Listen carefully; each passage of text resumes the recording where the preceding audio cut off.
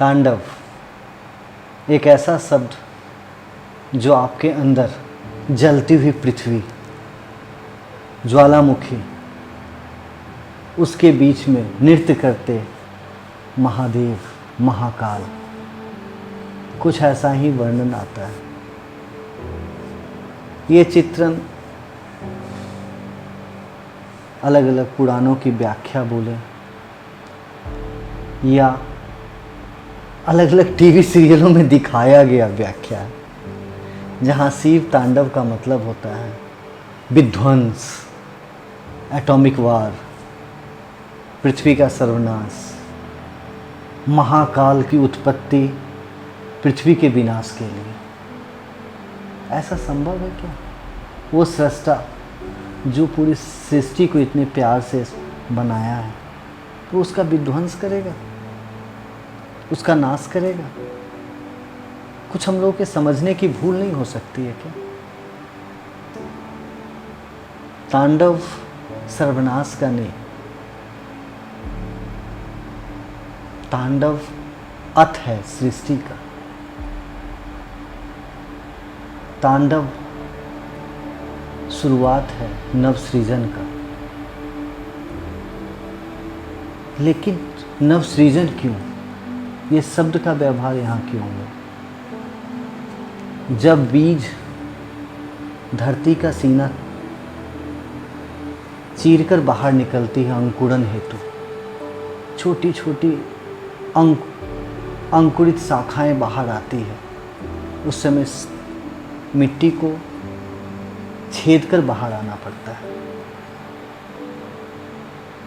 जब हमारी कोर कल्पनाएं कुछ निर्माण हेतु आगे बढ़ती है, संकल्पित होती है,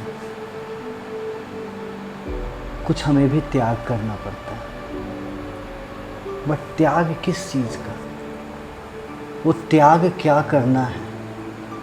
हमको त्याग के बारे में तो पहले अवलोकन करना पड़ेगा, आकलन करना पड़ेगा। हमें संकल्पित होना है, संकल्प लेना है, बट किसका संकल्प? उसका तो एग्जामिनेशन आगे करना पड़ेगा। तो तांडव एक प्रक्रिया है सेल्फ असेसमेंट का। तांडव जो समुद्र मंथन का द्योतक है, कि जब समुद्र मंथन हुआ, अलग अलग रत्न निकले,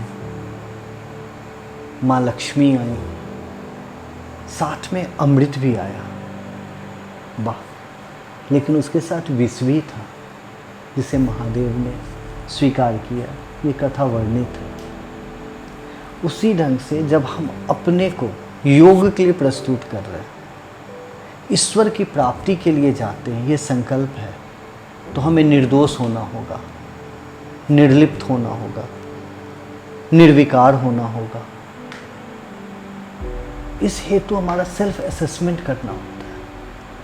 तो सेल्फ असेसमेंट के प्रोसेस में आपको अपनी आत्म मंथन जो करते हैं, समुद्र मंथन, आत्म मंथन, और आत्म मंथन की प्रक्रिया को ही हम तांडव बोलते हैं, जहाँ आप अपने अंदर हलचल पैदा करते हैं, अपनी हर गुण अवगुण का अवलोकन करते हैं।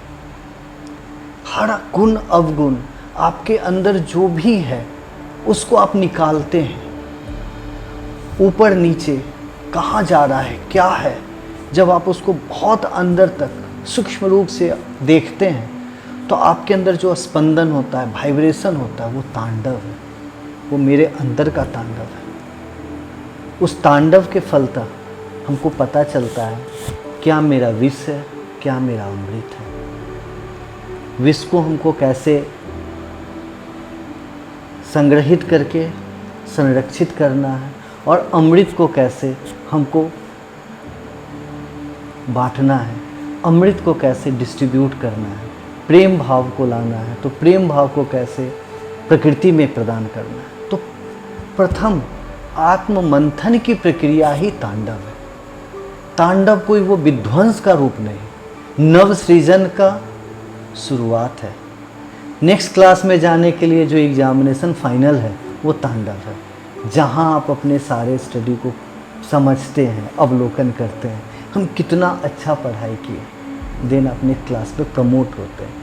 तो जब हम योग के लिए अपने को प्रस्तुत करते हैं, उस प्रस्तुति से पहले सेल्फ असेसमेंट, अपनी अवलोकन, किस गुण और अवगुण, किस विचार, किन चीज़ों को हमें त्यागना है, किसको स्वीकार करना है, प्रकृति के मूल रूप में अपने को कैसे पुनः स्थापित करनी है, इसे ही हम तांडव कहते हैं। ये एक प्रक्रिया है जिससे हर मनुष्य को गुजरना चाहिए, और हर मनुष्य जाने अनजाने अपने जीवन में विभिन्न लक्ष्य की प्राप्ति के लिए तांडव करते हैं। उस तांडव का बृहद रूप है योग के हेतु तांडव करना, अपना सेल्फ असेसमेंट करना। तो तांडव शब्द से भयभीत नहीं होना है, तांडव को हमें स्वीकार करना है, अपने अंदर स्वीकार करना है, आत्ममंथन हेतु स्वीकार करना है, सेल्फ असेसमेंट के लिए स्वीकार करना है। और जीवन में तांडव की स्वागत हम सबों को खुले हृदय से करनी चाहिए।